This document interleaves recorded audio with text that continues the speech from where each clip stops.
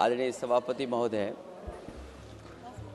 मैं आपका धन्यवाद देता हूं कि इस ऐतिहासिक चर्चा जो 150वीं वर्ष में हो रही है उसमें मुझे बोलने का मौका मिल रहा है। वंदे मातरम के आज हम 150वें वर्ष के बाद दोबारा हम लोग इस सदन में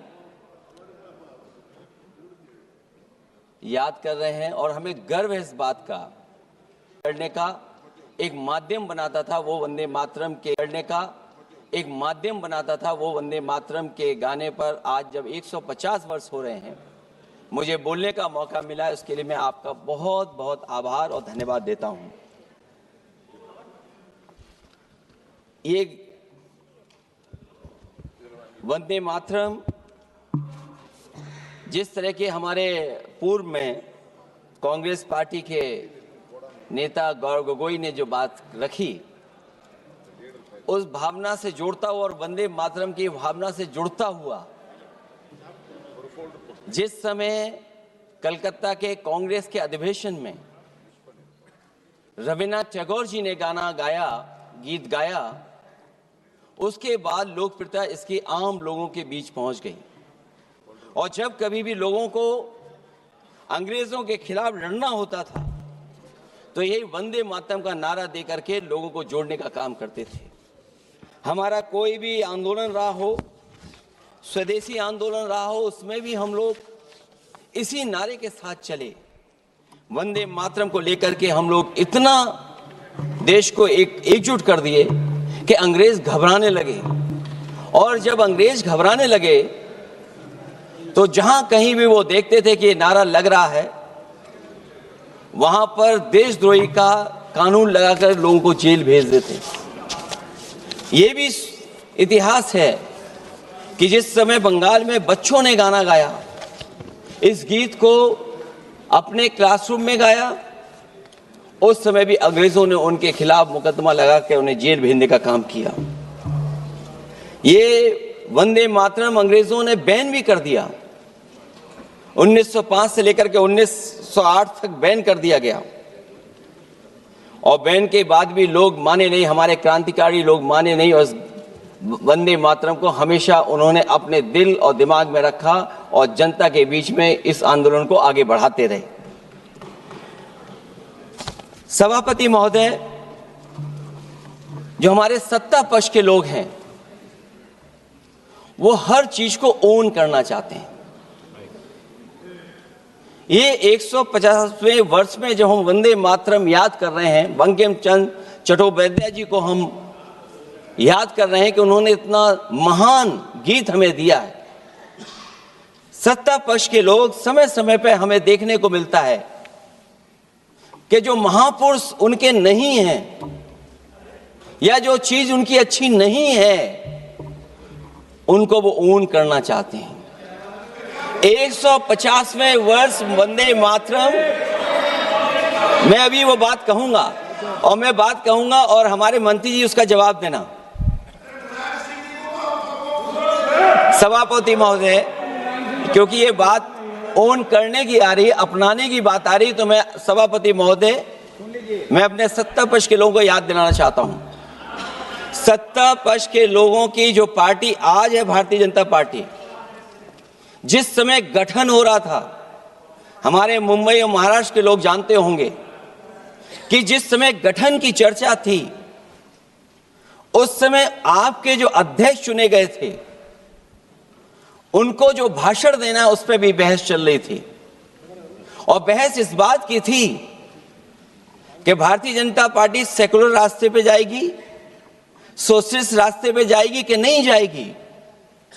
तमाम विरोध के बाद भी उस समय के उनके राष्ट्रीय अध्यक्ष जो चुने गए थे उन्होंने वही रास्ता अपनाया अपने भाषण में। समाजवादी आंदोलन, समाजवादी विचारधारा और सेकुलर रास्ता अपनाया और वही नहीं जो उनका मंच था उसमें जयप्रकाश जी की तस्वीर लगा करके भी उन्होंने लोगों को ये भ्रम फैलाने की कोशिश की कि जेपी के रास्ते पर भारतीय जनता पार्टी चलेगी। बताएं माननीय मंत्री जी, आप कितने सेकुलर हैं आज, कितने सोशलिस्ट हैं आज? अभी गौरव गोगोई जी ने ठीक कहा, इंडिगो का हवाई जहाज उड़ नहीं रहे हैं, उड़ नहीं रहे कि उड़ाए नहीं जा रहे हैं? उड़ाए नहीं जा रहे। और क्या बात कही गई थी कि गरीब भी उसमें चल सकेगा। इसलिए सभापति महोदय, मैं बात दूसरी तरफ नहीं ले जाना चाहता हूं। वंदे मातरम सिर्फ गाने के लिए नहीं है, निभाने के लिए भी होना चाहिए। सभापति महोदय, आज हम आकलन करें, पीछे मुड़ करके देखें कि हम इस वंदे मातरम को कितना निभा रहे हैं। जिस वंदे मातरम ने आजादी के आंदोलन में सबको जोड़ा, आज के दरारवादी लोग उसी से देश को तोड़ना चाहते हैं। ऐसे लोगों ने, सभापति महोदय, ऐसे लोगों ने पहले भी देश के साथ दगा किया और आज भी कर रहे हैं। ये चर्चा तो जोड़ने का काम करेगी ना अखिलेश जी, क्योंकि आज वंदे मातरम की चर्चा, वही मैं कह रहा हूँ, वंदे मातरम में जोड़ने का ही काम करेगी। वंदे मातरम कोई दिखावा नहीं है, ना ही राजनीति का विषय है। क्योंकि सभापति महोदय, हम जब ये इनके विचारों से, इनके भाषणों से जब बाहर सुनते हैं तो ऐसा लगता है कि वंदे मातरम इन्हीं का बनवाया हुआ गाना है। जिन्होंने, सभापति महोदय, जिन्होंने आजादी के आंदोलन में भाग ही नहीं लिया है, वो वंदे मातरम का महत्व क्या जानेंगे? सच तो ये है कि सरफरोश लोग वंदे मातरम दिल से बोलते थे। उन आजादी के दीवानों के खिलाफ कुछ लोग अंग्रेजों के लिए जासूसी और मुखबिरी का भी काम करते थे। दरअसल ये राष्ट्रवादी नहीं बल्कि राष्ट्र विवादी लोग हैं। जहां विवाद करना हो, कभी अंग्रेज विवाद कर करके, डिवाइड कर करके, डिवीजन कर करके राज किया करते थे। सभापति महोदय, आज भी वही रास्ता कुछ लोग अपना रहे हैं। वो डिवीजन का रास्ता अपना रहे हैं, डिवाइड का रास्ता अपना रहे हैं, दरारवादी रास्ता अपना रहे हैं। इनका इतिहास खंगाला जाए कि इन्होंने आजादी के पहले और आजादी के बाद वंदे मातरम क्यों नहीं गाया। ये सभापति महोदय, आज जब हम वंदे मातरम पे इतनी चर्चा कर रहे हैं, जिस भाव से हम लोग यहाँ बैठे हैं, कम से कम ये भी खंगाला जाए इतिहास में कि वंदे मातरम कुछ लोगों ने कब गाया। उन मुखबरों से ये सवाल पूछा जाए कि स्वतंत्रता के बाद भी उन्होंने अपना गीत क्यों बनाया। उनकी एक रंगी सोच ने तिरंगा क्यों नहीं फहराया। वंदे मातरम सियासत के झूठे राष्ट्रवादियों के लिए नहीं है, गलत लोगों की गलत मंशा पूरा देश समझता है और केवल यही नहीं ओन करते हैं। कभी कभी भारत माता का जो चित्र है, जो पेंटिंग कभी बंगाल के महान लोगों ने बनाई थी,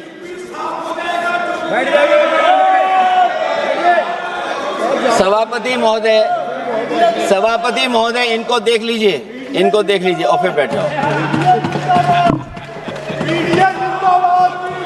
सभापति महोदय, राजभर जी आप बैठिए, आपके नेता। सभापति महोदय, वंदे मातरम का भाव ये भी था कि कम्युनल पॉलिटिक्स नहीं चलेगी और कम से कम हमारे उत्तर प्रदेश के साथियों ने कम्युनल पॉलिटिक्स को अंत किया है वहां पर जहां से कभी इन्होंने शुरू की थी। और सभापति महोदय, वंदे मातरम एक भाव के रूप में हमारे अंदर बसा है। चाहे उसके शब्द ना याद हों, चाहे अर्थ ना मालूम हो, चाहे पूरा याद ना हो, उस सच्चे भारतीय के अंदर देश प्रेम की भावना जगाने के लिए इसके दो शब्द ही काफी हैं। जो सच में देश की एकता और अखंडता चाहते हैं, जो भाईचारे को बुनियाद मानते हैं, उनके लिए दो शब्द भी पर्याप्त हैं जो इस वंदे मातरम से हमें मिलते हैं।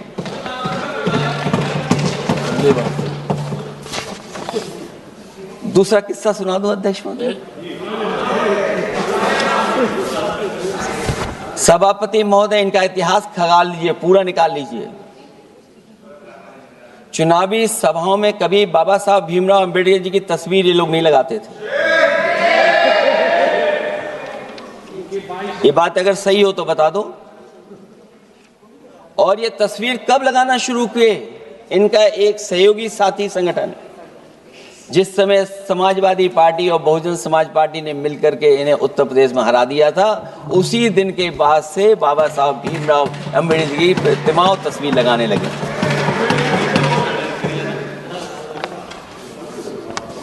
इसलिए सभापति महोदय,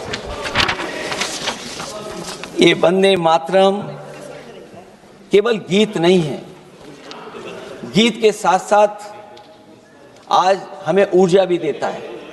उस समय क्रांतिकारियों को ऊर्जा मिलती थी, एकजुटता का नारा था, हम साथ लेकर के चल रहे थे सबको, और देश के सभी लोगों ने जाति धर्म को भुला करके एक साथ मिलकर के वंदे मातरम के सहारे अंग्रेजों को भगाने का लगातार कोशिश की। और अंततः परिणाम ये हुआ कि जब देश जागा, वंदे मातरम के साथ साथ जय हिंद का नारा, इंकलाब जिंदाबाद का नारा लगा करके अंग्रेजों को इस देश से भगाने का काम किया। आज सभापति महोदय, जब हम चर्चा कर रहे हैं, हम कैसा देश बनाना चाहते थे और किस दिशा में हम लोग देश को ले जा रहे हैं। सभापति महोदय, मुझे अच्छा लगा कि प्रधानमंत्री जी ने वो बात याद दिलाई कि अंग्रेजों के ज़माने में अगर बच्चे भी वंदे मातरम गा देते थे तो उन्हें देशद्रोही के कानून से जेल भेज दिया जाता था। आज जब हम आज़ाद हो गए हैं तो आज देखिए उत्तर प्रदेश में क्या हो रहा है कि जो प्राइमरी स्कूल है वो बंद किए जा रहे हैं। 26,000 से ज़्यादा स्कूल बंद हो गए। और जब बच्चों को पढ़ाने के लिए हम लोगों ने जिम्मेदारी उठाई, पीढ़ी के समाज के लोगों ने जागरूक होकर के पढ़ाने की कोशिश की, तो कभी अंग्रेजों ने मुकदमा लगाया था बच्चों पर देशद्रोह का। आज़ादी के बाद भारतीय जनता पार्टी की सरकार ने वहां पर मुकदमे उन पे लगाए जो पढ़ने गए और जो पढ़ाने गए। तो इसलिए वंदे मातरम का भाव जो था, उसी भाव से जुड़ करके हम सब मिल करके इस देश को और मजबूत करें। यही हमारी भावना है, यही हमारी सदस्यों की भावना है। जब हम 150वें वर्ष में याद कर रहे हैं तो वहीं हम ये याद करें कि जिस भावना से वंदे मातरम को हम लोगों ने देश के सामने गा गा करके अंग्रेजों को भगा दिया, ये देश कैसे मजबूत हो, एकजुट कैसे हो, बिना भेदभाव के, और संविधान से कैसे चलें, क्योंकि ये संविधान से ही मिला हुआ हमें गीत है। इसलिए इस गीत के माध्यम से हम किसी पर टिप्पणी और किसी पर थोपने की कोशिश न करें और न किसी पे दबाव बनाने की कोशिश करें। आपका सभापति जी का बहुत बहुत धन्यवाद।